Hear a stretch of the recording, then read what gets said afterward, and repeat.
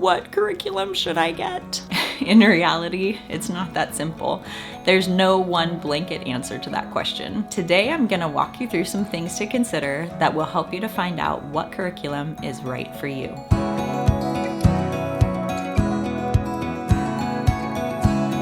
If you're new here, I'm Erin. I'm a homeschooling mom of 4 kids, and we're just about to start our 7th year homeschooling. I'm certainly no expert at this, but I love to share things here that I've learned to help us create an atmosphere of joy and, mostly, peace in our homeschool. If that sounds like something you want to, make sure you subscribe for more videos like this. With what's going on with COVID and schools not opening, or at least not on the normal level this fall, there are so many parents out there that are considering or have made the decision to homeschool this year that normally wouldn't have. And there are a lot of parents out there that are feeling really overwhelmed at all of the curriculum options. Choosing curriculum is one of the most daunting things to do as a homeschool parent. Even for veteran homeschoolers, we can spend days, weeks, or even months researching all of the options out there, trying to find that one thing that's going to be the best fit for our kids. And even then, it's not uncommon to find something, try it, and realize it doesn't work and switch to something else mid-year. Now, I don't say that to discourage you, but rather to help you not feel paralyzed by this decision. We often make it a lot harder on ourselves than it needs to be. Know and trust that whatever curriculum you choose, your child will be fine, they will learn, you can do it, and you will be great. So how do we go about finding what will be a good fit? Choosing curriculum really boils down to 6 main things to consider. Number 1, how long are you planning to homeschool? When most people begin their homeschool journey, they've usually spent a lot of time considering and often praying about whether or not this will be good for their family. And it's not a decision that's made lightly. Homeschooling is really a lifestyle change, not just something that happens during certain hours of the day. Unfortunately, with the world we're facing today, there are a lot of people that have kind of been forced into this decision. So this year, I feel like there's kind of 2 different categories of homeschoolers. Those that are short-term and those that are long-term. Which one are you? Short-term homeschoolers. This is the group of homeschoolers that are going into homeschooling this year who are doing it kind of as a band-aid to get themselves through the COVID school closures, and then they plan on sending their kids back to school when they open again. These families likely did the distance learning method when schools shut down this spring, and they found that that way of learning just didn't work for their kids. So this year, they're choosing to homeschool officially so that they can have a little bit more control over how their day goes. My guess is that many of you watching fall into this category.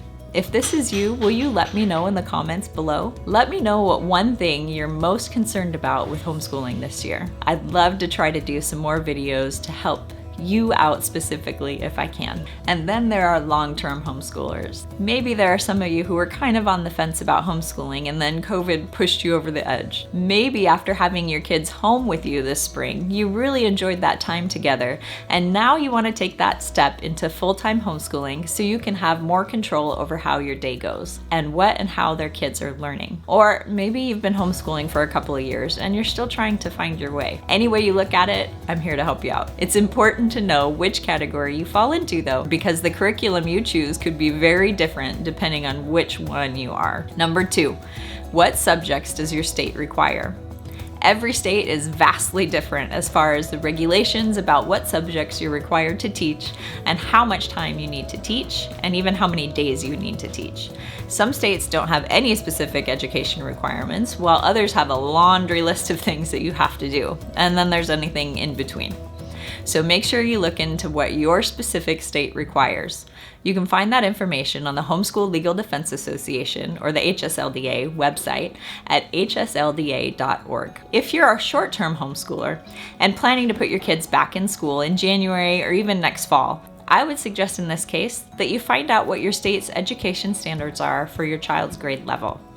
You can Google that to find out, and then try to find a curriculum that at least covers those topics to make sure your kids keep in pace with their peers for when they go back to school. It might be smart to stick to a more traditional curriculum like BJU or Timberdoodle in this case. I'll link those as well as some other options in the description box below. On the flip side, if you're choosing to homeschool long term, I would say just ignore everything I just said. Because the beauty of homeschooling is that there's no one way to homeschool, and there's no one that your child has to keep up with. You don't have to worry about them falling behind, because in reality, all kids learn at different paces in different subjects. So one of your kids, for example, might be 2 grade levels ahead in English, but 1 level behind in math. And that's okay. It doesn't mean that you don't work actively with them, though, to improve in their deficiencies. But rather, with homeschooling, you have the ability to teach your kids at the level that they're on and not feel pressured to push through tears and frustration when your kid isn't understanding how to divide fractions, for example. Instead, you can linger until they can understand it completely and then move on at your own pace. Or on the other side, if you have the freedom to choose a high school curriculum, perhaps for your middle school child who wants to learn more advanced biology, for example, you don't have to pigeonhole your kids into what the system says they need to be learning for their particular grade level. There's so much to say about this that it could be a whole video in itself, but let's move on for now. Number 3, what is your preferred method of teaching? There are many different methods of teaching, and if you're new to the world of homeschooling, this may be something that you've never thought about. Most people think of homeschooling as recreating the school setting at home, and the reality is that that couldn't be further from the truth. There's so much more to homeschooling than just sitting at a desk and reading textbooks and teaching facts to pass a test. Many homeschool curricula are written from the perspective of one of these main methods of teaching, so understanding which one best suits you and your kids will help you to choose a curriculum that will be a good fit. Some of the main methods are traditional, which is kind of a school-at-home approach, Charlotte Mason, classical is another one, unit studies are a different option, or even something like unschooling. If you want to know more about what each of these styles are, make sure you subscribe to my channel. My next video will go more in depth about each of these styles. Number 4, what is your child's learning style? Knowing how your children process and retain new information will go a long way in finding curriculum that will be best for them. Visual learners prefer the use of images, maps, graphs, videos, and those kinds of things in order to understand new information. Auditory learners excel when presented new information through lectures, audio recordings, reading aloud, and group discussions. Reading and writing.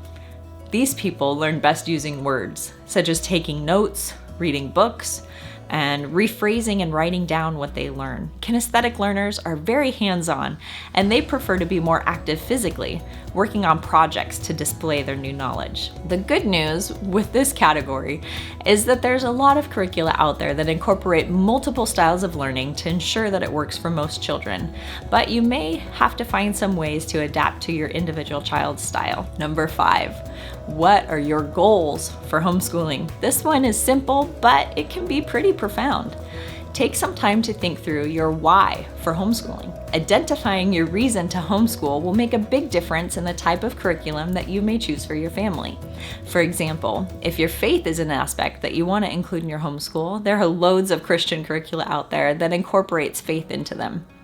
Do you want to have your kids have an academically rigorous education? Or is a relaxed family style approach to learning more important to you? Make a list of the things that you want to incorporate this year, and then search specifically for curriculum that will help you to best achieve those goals. Number 6, what is your budget? Budget is another item that can be vastly variable. You can do things for free using library books or online resources such as Khan Academy or Easy Peasy All-in-One Homeschool. On the flip side, if you choose to purchase a more traditional boxed kit with all the brand new books like a Becca or Sunlight, you could be spending upwards of $1,000 per child. You can also do something in between, eclectic style like I do.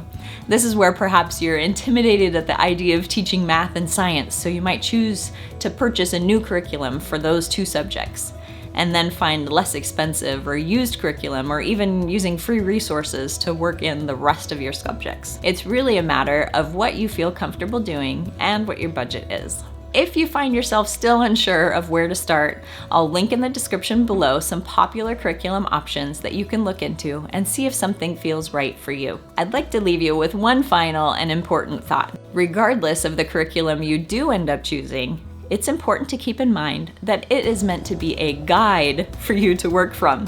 It doesn't have to be set in stone.